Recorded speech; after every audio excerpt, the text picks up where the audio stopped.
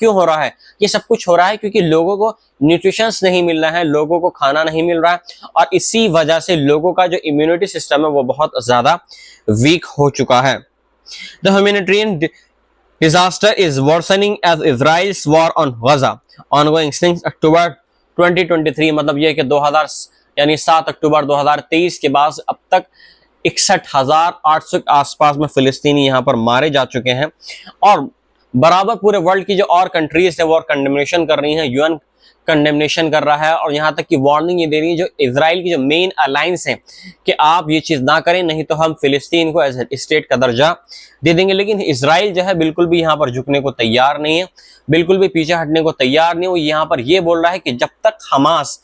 Neutralise नहीं हो जाता, जब तक हमास बिल्कुल डिसआर्म नहीं हो जाता, हम बिल्कुल भी गजा की जो सरजमी है वहां से नहीं हटेंगे। तीसरी खबर ये आ रही है कि Kuwait decision to permit entry for all nationalities while continuing to ban Israeli citizens has drawn wide praise from officials. The public and social media users, activists and journalists said the move reflects Kuwait's historic stance in support of Palestinian cause and its rejection of any normalization with the Israeli occupation। मतलब Israeli occupation की वजह से Kuwait ने पूरी तरीके से यहाँ पर बैन लगा दिया है इजरायलियों पर कि वो बिल्कुल भी कुवैत नहीं आ सकते हैं, और ना ही उनके जो कंट्री के लोग हैं यानी कुवैती वो इजराइल की यात्रा कर सकते हैं। पूरी तरीके से बैन लगा दिया, और इस पर जो और कंट्रीज हैं, जो और इस्लामिक वर्ल्ड की जो कंट्रीज हैं, इस्लामिक कंट्रीज हैं, उनके लोग हैं, उनके मतलब ये है कि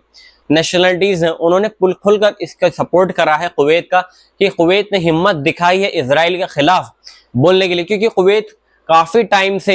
फिलिस्तीनियों के हक में यहाँ पर बोलता हुआ है, लेकिन एक छोटी सी कंट्री होने के बावजूद सिर्फ वो बोलता ही आया है, लेकिन इसके अलावा कुछ नहीं कर रहा है यहाँ पर।